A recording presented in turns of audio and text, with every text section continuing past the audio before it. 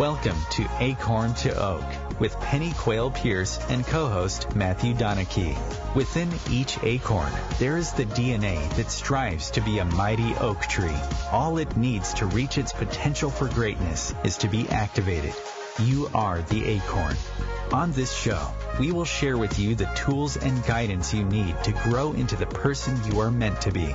And now your host, Pennie Quaile-Pearce and co-host Matthew Donnachie. Hi, good evening. It's Pennie, and I hope you're all having a good evening or afternoon wherever you are in the world. And we're actually talking about, are you doing the job that you love this evening? And I know Matthew and both Matthew and myself have a lot to say on this subject because it's something that's very, very close to our own hearts. About making sure that you're doing something that you love, whether that be an office job, whether that be working for somebody else, whether that's creating a vision, whether that's running a business, or what it is. It's about, why would you waste I don't know how many hours a day doing something that you find boring or is not inspiring you? So I just wanted to pass over to Matthew so that he gets a chance to say hi and good evening and put his 2 pennyworth in. Hello everybody, hope you're all well. Really looking forward to the show. As Pennie said, we've got a lot to say about this as usual, and it's something that it's been very current in my life. I would say probably over the last 10 years actually. So it's really good subject. So a lot of people, I think, don't live the life that they should be. Enjoy. It's just doing a job for money, really. So yes, got a lot to cover. That's great, thanks Matthew. And I think for me it's something that I'm very, very passionate about. I mean, I spent the first part of my life working in the National Health, working as a nurse and learning a vocation or learning how to deal with people, and it was a fantastic training ground for me to learn how to observe, learn how to communicate, and all of those wonderful things. But it got to a certain stage in my nursing career where I basically had an epiphany whilst dealing with an emergency situation, and basically asked myself that the question is this the best way that we can help people? It was an emergency situation where this poor person was going through multi-system failure, and the drugs that we were giving them at the time and the procedures that we were performing on this person at the time was probably killing them faster than the disease process. And I stood there and I just went, whoa, there has to be a better way of helping people than doing this. There has to be a better way of helping their lives, whether it's coming to a close or whether it's going through a traumatic situation and coming out the other side. I no longer want to do this in this way anymore. And that's when I retrained as a homeopath. And in retraining as a homeopath, it's put me under severe stress at the time because I was working full time and I was at college full time, and juggling those 4 years whilst I was retraining was second by second really. But from my point of view, it was worth the upheaval in my life, because what it eventually allowed me to do was to set up in private practice. It was obviously becoming a sole trader at that stage and starting to build a business, which I could help people in the way that I knew was a lot more sustainable for them. And, that's when I suddenly started falling back in love with my life. And I started to realize that actually nothing is impossible. Everything is possible. And probably coming out of the orthodox way of doing life to actually creating my own truth. And in doing that, and what that allowed me to do was not only take control of my personal life and my work life, but also it helped me get in touch with what was in my bottom line. And my bottom line was I was no longer willing to sell out to what other people thought was the way of doing life. And actually starting to use my own life as an experiment and going, what works and what doesn't work? What works for me? What works for other people? And listening to people and really improving my own listening skills to finding out what made other people tick as well as myself. And therefore, it started to be, life started to be an amazing journey. And I know that Matthew has his own take on this, but I just wanted to explain a little bit about where I'm coming from on this. So again, handing over to Matthew, because I'm sure he's gagging at this stage to to put his penny's worth in. I was thinking, I mean, my epiphany was sort of slightly different, and of which I would say I've had two. But a bit of my background I was always in construction, very much got in construction. That's what the family did, and it felt like the natural thing to do. I've always been quite a physical person, so enjoyed it because of the physicality more than anything, really. But was at a stage in my life where I just wasn't happy. Things within building weren't working out the way I would like them to. I would have dreams and aspirations, and they would never come to fruition. I always felt as though I would get 99% of the way there, and then it would just crash at the last minute. And basically got to a stage in life where I had enough, and that was what I would say was my first epiphany, when I was stood on a roof working with another builder and happened to smack my thumb, and I stood up, and in that moment I just sort of couldn't decide whether to throw the hammer off the roof or myself. And then sort of in that second you have that thought, you think, hang on a minute, something's got to change here. And I said, look, I can't live like this anymore. I'm just so miserable. And the other builder, Dan Hall, sort of looked at me and just sort of said, are you sure? Would you do anything? And I thought, cool, he's got some balls fronting me when you feel like that. But actually it was what I needed to hear, because it was like, yeah, actually I would do anything. I don't care what it is. You show me what to do and I'll do it. I'm willing to take the step to change my life, whatever it takes. And that's the moment that Dan Hall put me in contact with Pennie. So that's when my life took a complete flip from being, I was quite science-based, so I could believe in certain things, but if they weren't proven scientifically, I didn't necessarily believe them.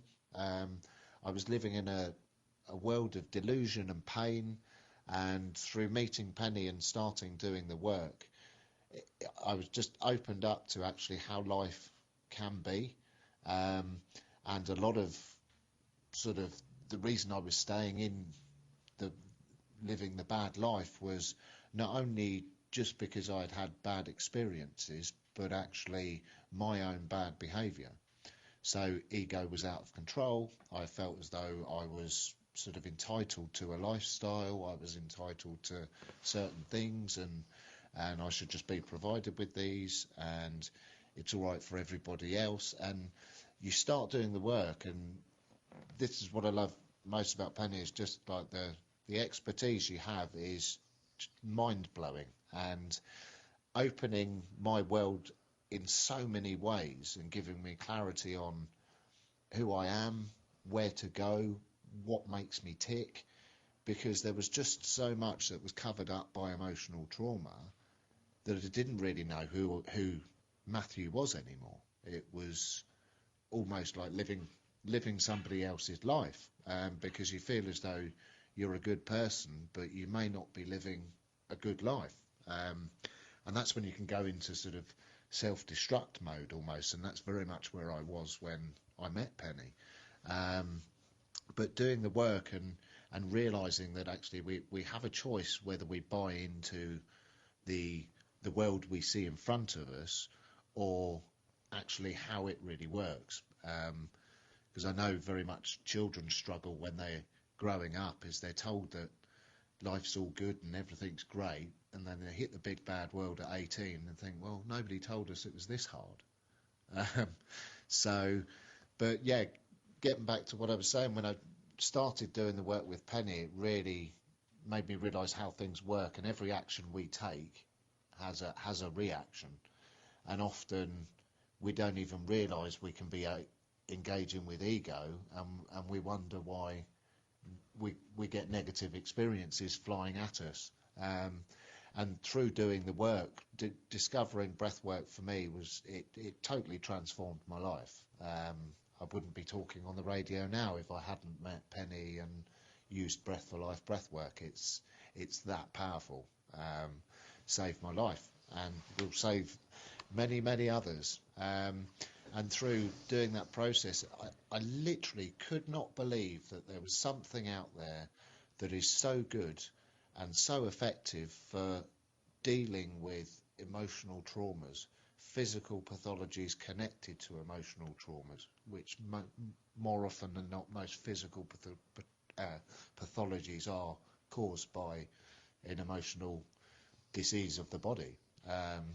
So when I discovered that, it was kind of like it just something clicked inside, and that's when I knew it was like, right, I want to train in this and I want to get it out there. And that's when I would say in my life I found true passion for what I would like to make my career, because although I loved building and it was a laugh, this is something totally different. And when you're living in your heart and doing the work you love, there is no greater feeling for me. And I think that's what we're aiming to try and help some of you get closer to, because it doesn't matter what line of work you're in, you don't have to retrain in something else like I have, but it's just looking at what really gets you going. When do you start fizzing with excitement? When are you singing and laughing and smiling on the way to somewhere? Because very much if you look at most people in traffic on the way to work in this country, there's not a smile between 1,000 people, and that's quite sad when you think that we're actually all going round a hamster wheel almost, and it's kind of like Groundhog Day. But it's not even a good day. It's like 5 days of work, so you can have 2 days off and enjoy it with your family, and actually everybody can flip that around. And everybody has different dreams and aspirations, and I've met sort of hotel staff or cleaners and people that sort of are doing sort of low paid jobs, but they're so happy just because they love what they do. And it's not about the job that they're doing, the cleaning, it's about serving people. And if you enjoy serving people in that way, then you'll get just as much of a buzz doing any job. It doesn't matter what job you're doing, it's about what happiness it's bringing you. Yeah. I think it's so true. You know, we tend to think that we need some awe-inspiring job, or we need to be making a shed load of money, or, again, we get, I'm this age, so this is what should be happening in my life right now. And, whether that be marriage or children or a certain amount figure that you're meant to be earning, or driving a certain car or living in a certain house. And we forget, actually, it's about the inner part of ourselves, our inner heart and our inner feelings of self-worth and authenticity.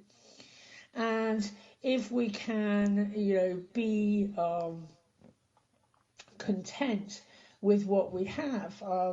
I'm just thinking about a lass that I was working with, and in fact also I know Matthew's worked with her also, and she was a nurse, so obviously it's very much my own background, and she was having problems with self-worth and not knowing where she was going, and we had some interaction, and obviously, as I said, she's coming from the background that I came from, which was nursing, and I just gave her a couple of pointers and helped her discover within herself where she would like to go and what she would like to create. And during some coaching, basically said to her, well, have you thought about doing this? Have you thought about nursing is such a big field? There's many specialities within nursing. Mine was cardiothoracic intensive care nursing. Hers was not. Hers was something completely different. But it's also looking at how can you help your colleagues have a better day? How can you serve your colleagues and look at what is going on in their days and what are the common complaints and what are the common issues that you all hold together? And she came up with a whole package of things that she would like to see change within her own workplace. And she started to talk to the senior nurses, and she started to look at different things.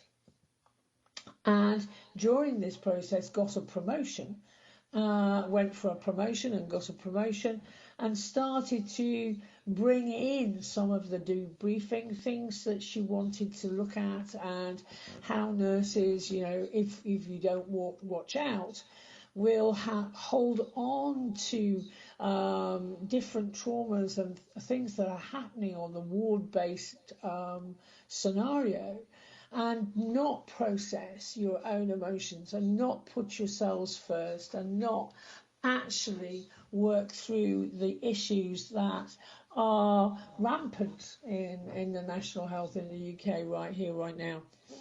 And what she found was, as she changed that, her whole life changed.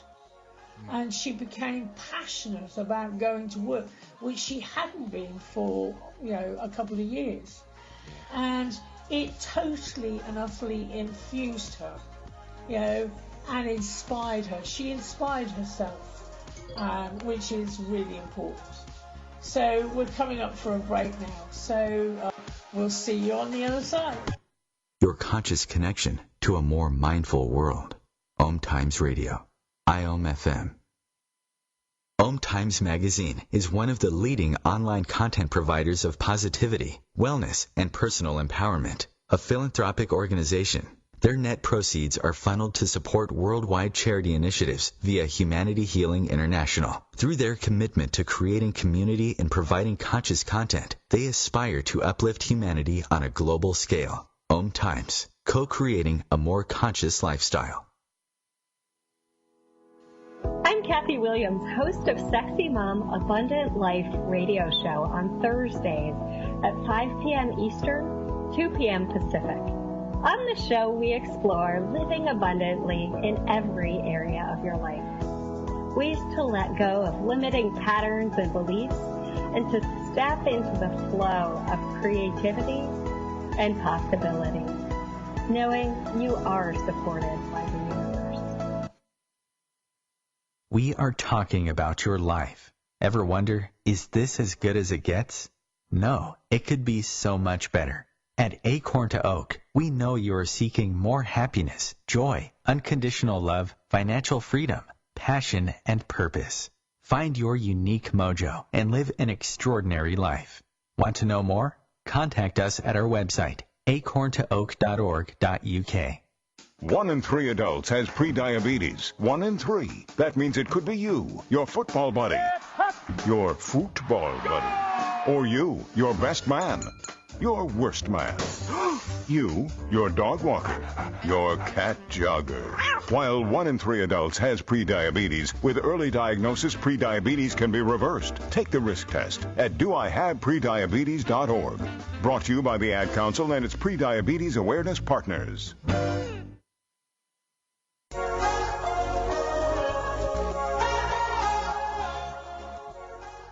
Hi, so we're back, and I just wanted to continue on just talking about one other person who I've worked with in the past when basically he was let go from a job, and I won't go into the reasons why, but he was actually let go and came to me for an emergency coaching session and just went, I've been let go, I've been in sales most of my life, I don't know what else I can do. So I sat him down at the kitchen table and just basically said, write a list of things that you enjoy. And I left him for a little while. He wrote down quite a few different things. And I went back to him and just basically said, so tell me about them. And he started talking about what he enjoyed about sales and marketing and various other bits and pieces. And I said, well, you know, the point being here is you have messed up in your last job. They've let you go. So I think it's probably time for a change. And he just basically said, yeah, that's true. And I said, so what else do you enjoy doing? And he said, well, I enjoy DIY. And I said, oh, that's great, because I could do with a couple of jobs done around my place. Would you be open to doing some work for me? And he said, yes, that would be good. So he could get a recommendation. So then I recommended him to a few friends. And he got a bit more work from that and what he obviously enjoyed and loved doing. We then sat down later that evening and just basically came up with a flyer for him to go door to door with. And from that, he has built a huge building business. And not only does he do DIY, he does all sorts of different stuff. And he has built a very successful business, which he is very, very passionate about. But the most important thing for me, the point to get across, was because he came down to the wire and actually said, what do I enjoy doing? And what he enjoyed doing was fixing things and making sure something was a lot better after he had finished the job than before he started it. And again, I just want to hand back over to Matthew, because I know obviously, and it wasn't Matthew, by the way. I'm talking about someone totally separate who's in the building trade now. But it's really quite interesting when you actually pick a passion and you're working at something that you love to work in. It carries you through even the dull days. And there are going to be some dull days where things are throwing up a few challenges that maybe you need to look at. And if you're passionate about what you do, then the passion is going to help you through any dull day. So handing back to Matthew so Matthew can put his penny's worth in again. Yeah, I find before I was cooking on gas and I was doing what I love doing, those moments were huge waves of drama and chaos. Whereas when you're doing what you love and an interesting situation comes up, it's almost like being in a soap sort of scene.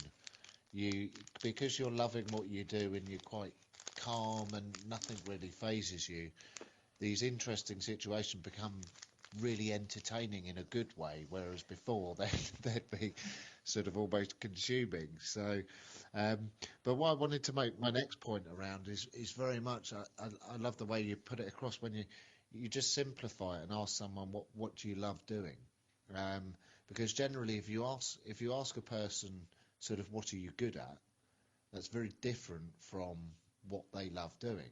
And if you have a passion for something, it doesn't matter whether you necessarily have the ultimate skill you need to do that job, because there's always other people out there that are good at doing the jobs you're not good at. But if you've got a passion to drive something forwards, even if you don't have the knowledge or any idea around specific subjects like marketing or whatever it is, there's always other people out there to help you. And one of my biggest things, and I tell you what, if Penny had £1 for every time I tried to buy into a story of fear, and it would be as simple as Penny would ask me, so what do you think about doing that? Almost like the radio show at first. It was kind of like, yeah, I'd like to do that, but will I be any good at it? Or what if I mess up? Am I going to come across well? And it's just fear. All these silly little fears, irrational fears of the mind that come up. And I think that's paramount, because it's one of the biggest reasons that people stay in the same job and keep doing the same thing, because we tell ourselves stories. Don't rock the boat.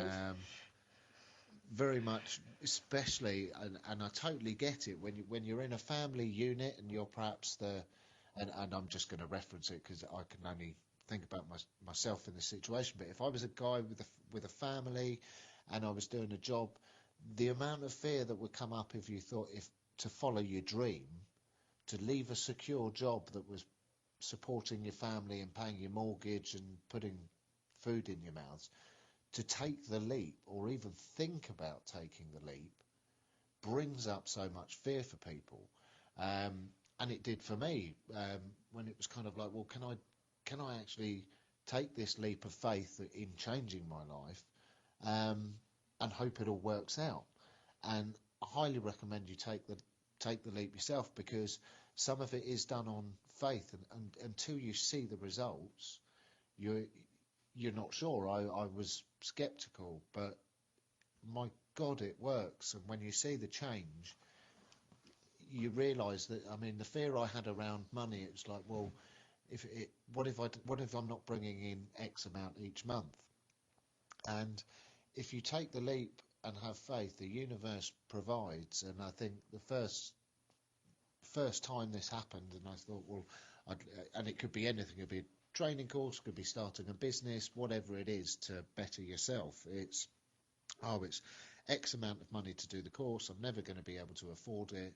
And then 2 days later, I get a phone call out the blue, and someone would have a building job for the exact amount of money that I needed extra that month. And I literally could not believe it. And so the big fears for me was I couldn't afford to do the training, I wouldn't be able to support myself while I'm doing it. And every single time I've taken the leap and had faith, it's come in. And fear is the only thing that stops you. And had Penny have not been there to constantly remind me, which I'm extremely grateful for, it probably would have taken me a bit longer. And it's like we've said before, that's why finding the right coach is really important. Not only someone that can support and guide you, that has the knowledge, pretty much if they've been there, they've done it, so they can show you how to do it, but it's the support that goes with it, and someone that's going to hold you accountable, because that's, again, something that's been really helpful with the training, because it's real easy to talk the talk. It's not so easy to walk the walk, and we all trip and we all fall, and it's good to have someone that will gracefully help you up and then tell you to crack on, sort of thing. And I think that's been one of those most valuable things, because at those times when things, like Pennie was saying, you have interesting situations, doubt can come in. And again, doubt is fear. It's the unknown. And it's just how you respond to it that's important. We see fear as false evidence appearing real, because in that moment, whatever it is you're doing, whether you're planning on creating an empire or doing a bungee jump, in that moment it's kind of like, oh, well, the rope could snap. Well, that's an irrational thought. It's a 1 in 100 million chance, but there's that fear there. And if you buy into it, you wouldn't get the great experiences. So very much, I think that's what stops most people, is the fear of taking that first step.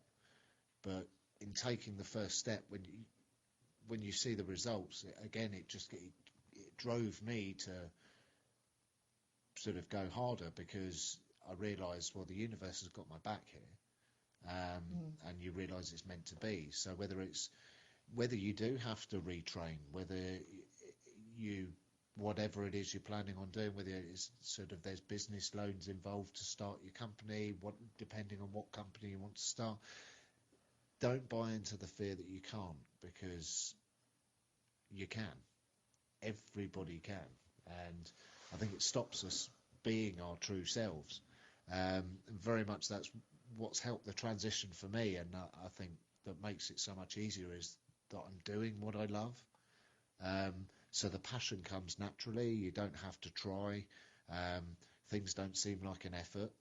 And if things are hard and everything seems tough, and it just seems like you're putting all the effort in and getting nothing out, I would seriously look at what you're doing and if it is your passion.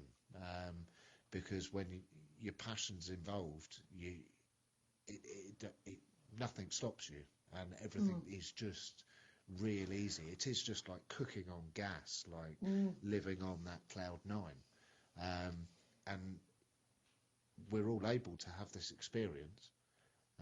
It's just whether we choose to. And that was probably one of the biggest things for me, is realising that actually all my choices were making my life play out the way it was, and all I had to do was choose a different way. There was some footwork to put in and some emotional work, but hey, when you get these results, it'd be worth tenfold. So take I the think leap. it's really important to, as I said, just to, if you are thinking of changing your job, or you're not enjoying your job right here, right now, and you want to do something different, it is initially just sitting down and doing what I would call a self-audit. And you're just sitting down and going, okay, so I'm not enjoying what I'm doing right here, right now. So why am I still here?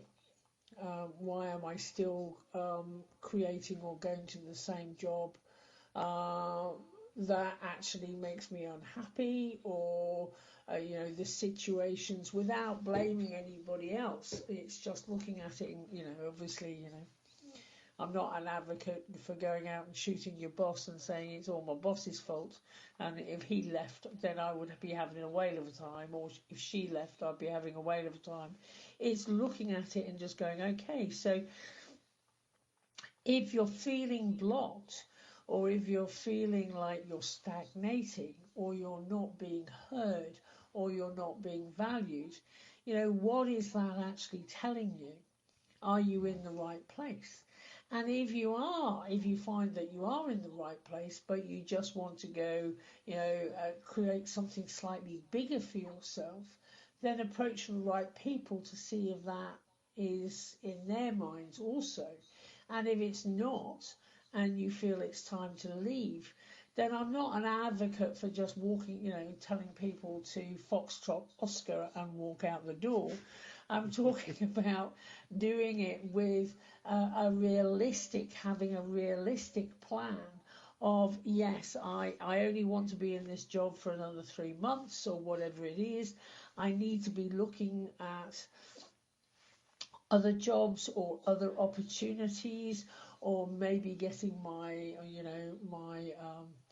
CV out there, and looking at what it is that you could change, which will take you into a situation that you're going to enjoy more. And it may take a series of moves. That may be the first move, and then you get some in-house training with your next job or whatever it is, and you can then shift over and move into something else. Maybe in the same company, but maybe not in the same company. It may mean that you need to leave. And these are the situations when we make a realization that we want to live authentically now. We want to live with our heart center open, and we want to either make a difference or have an impact or have a purpose or get in touch with that passion. It's looking at it and taking the steps. And it may not all happen overnight. It may need a strategic plan to put into place, which is going to take you 6 months. But quite frankly, even if it takes you 6 months to change, isn't it better than spending another 10 years in a job that you find boring or you hate? And it's looking at it and going, okay, so what can I do here? And it may be that you invest in some coaching, or you invest in having a, like we had at school, career day or whatever, or go and try out things. Or you may decide that you want to volunteer in a certain sector for a while, just so that you can try it out. And some of these things are really important to do. It's a calculated leap, okay? And, yes, the mad ones of us will take an absolute leap of faith. But that may not suit your personality. That may not suit who you are. And I would say to you, look at, asking your friends, asking your family, what do you think would be good here?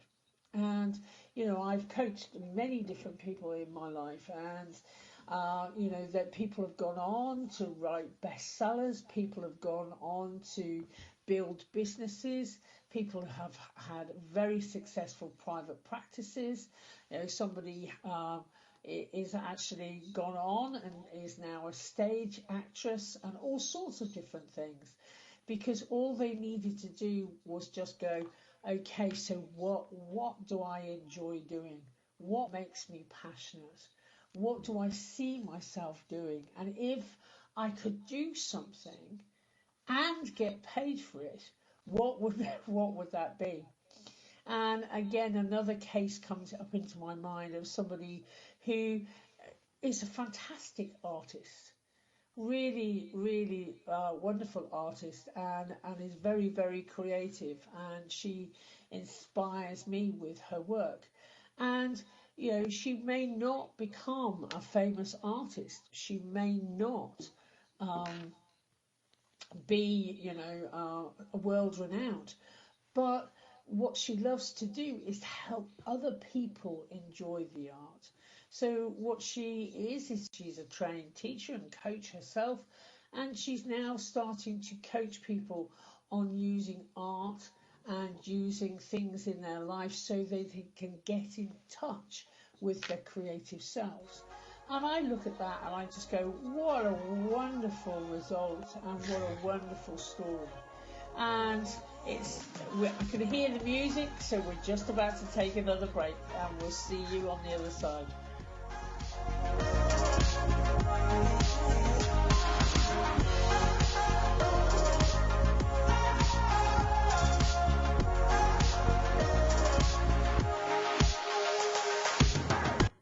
A conscious lifestyle for a mindful life. OMTimes Radio.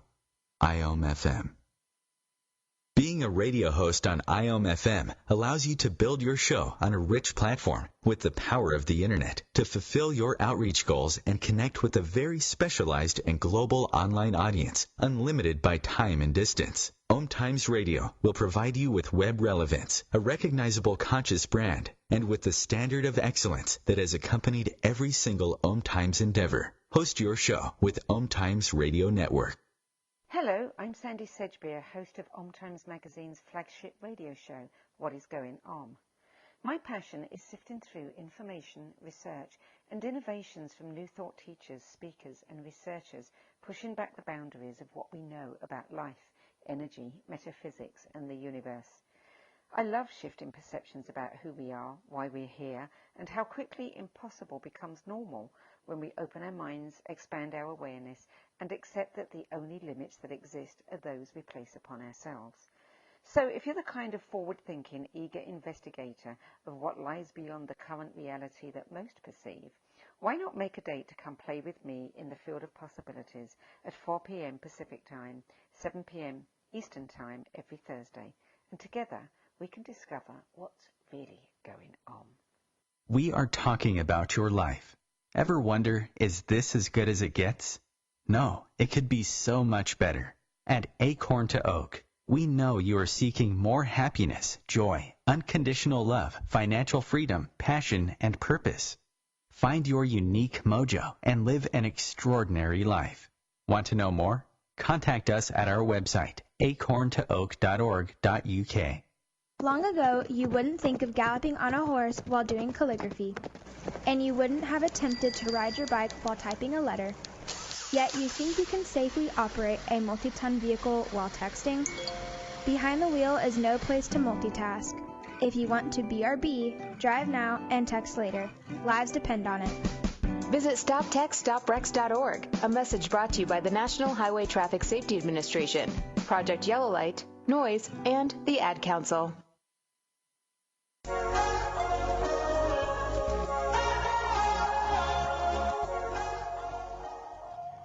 So we're back, and we've been talking about, does your job make you passionate? Are you in a job that is going to help you and sustain you and allow you to get in touch with the authentic part of yourself? And obviously I've been talking about a couple of different case histories which sort of bring up that point of realizing that we have so much more to offer than a small way of living. And I just wanted to hand back to Matthew and allow him to come back into the conversation, because I seem to be chatting a lot, but then that's what makes me passionate.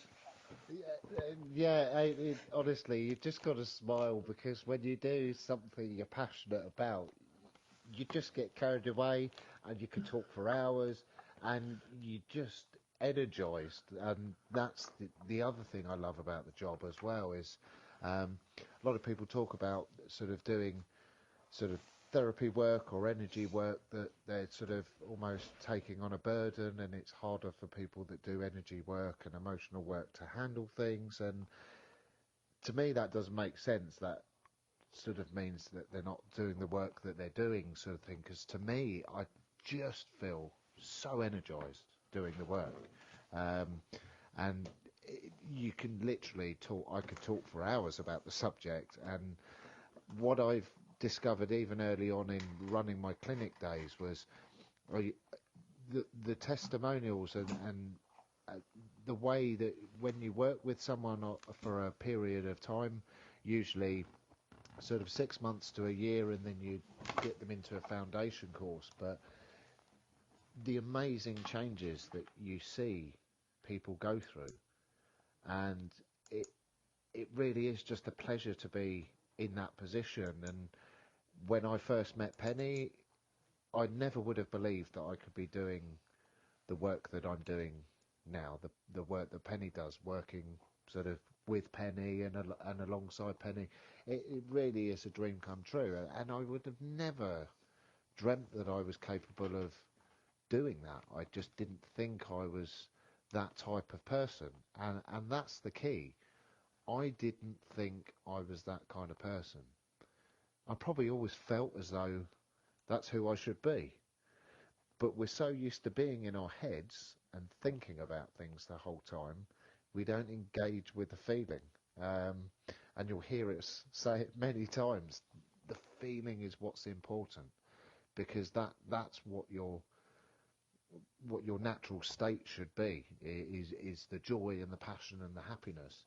And sometimes it can be a very, just like Penny would say, like a course adjustment. So the girl that was in nursing, she had obviously joined nursing because she was passionate, but sometimes we get into a job and we can sort of lose our passion. It almost becomes a grind. And sometimes it can just be about realising actually, what are your aspirations? How do you think you could change this, not just for yourself but for others, and reigniting that passion. And then off they go again, and you see them flying down the track, and it's just a pleasure to watch. And I just wish more people would do it. I remember working with Penny when we started working with archetypes, and Penny brought up the prostitute archetype. And I thought, when the word is first used, I thought, well, I'm not a prostitute in my life. No, I wouldn't do that. But it's what it means, not what the word is. And it's, where are you selling out? Where are you? And for me, it was money. I didn't feel as though I was being paid enough for the job I was doing. My decision was, I left the job and get a job where I'm being paid what I'm worth. However, before I started doing the work, the amount of times I would think I'd like to leave my job, and you perhaps go and talk to the boss and say, I'd like to leave, and they'll offer you more money. Or say, well, I tell you what, how about you work an hour less each day, because then you're earning the same money, but you get more time with your family. And you go, yeah, okay. Whereas actually the decision you made was to leave the job because you're really not happy, regardless of the money, but they throw a little bit more at you, and we sell out. And I did that in so many situations in my life where you don't sort of respect yourself enough. It's like you almost respect the person in front of you more than you do yourself, and you sell out. And I think it's rife at the moment, and it's certainly something, until I was aware of, and I did the training and learnt about all these things, that you can make the changes. And as I said earlier, like anybody can do it. Like, don't think for a second that there's anything special about us. We're just people that didn't give up, and you can do the same. We all have choice and free will, and I think it makes the difference between people who are constantly moving forwards and then other people you'll see in your life that are just doing the same thing.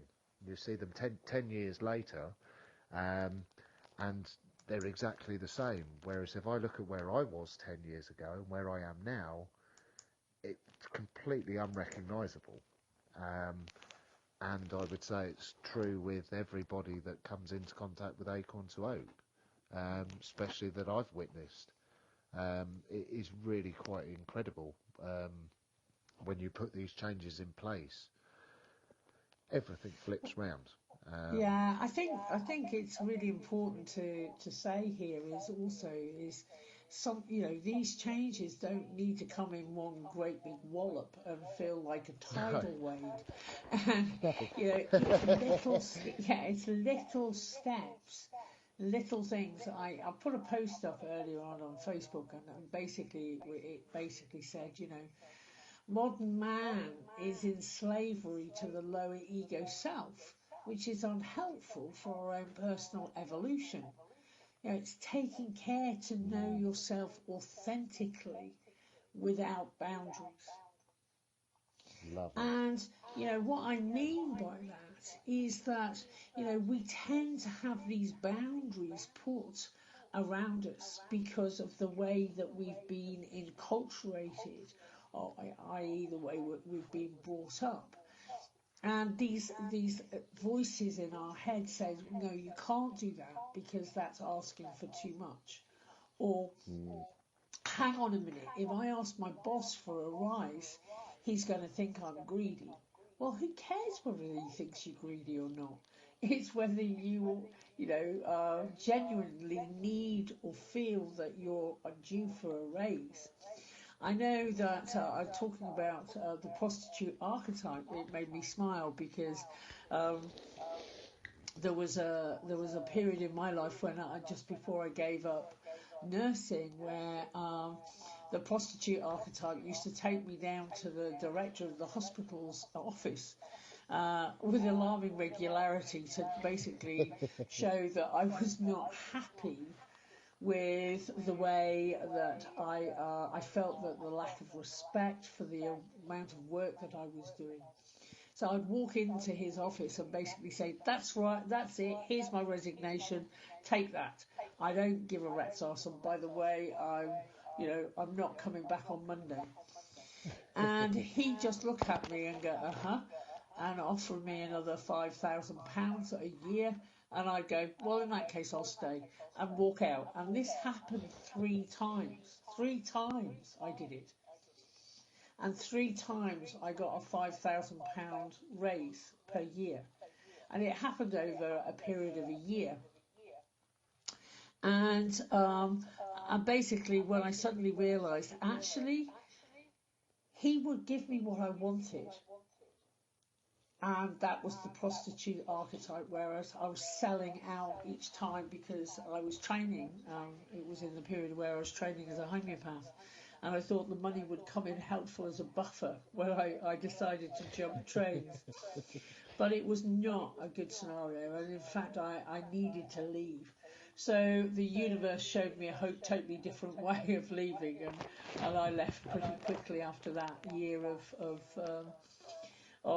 umming and ahhing, and it was purely, as Matthew was saying, it was the fear of, if I take this leap from a very secure job, which was obviously getting more and more well paid as I went on, what's it going to look like when I jump off this train and decide to become a sole trader? And I think that was the thing for me. And I eventually got the courage together. And of course, where does your courage live? It lives in your heart. And once I got the courage together to actually realise that I could take care of myself in any situation, and I didn't need to prostitute myself out to a boss or a job that I was no longer suited for.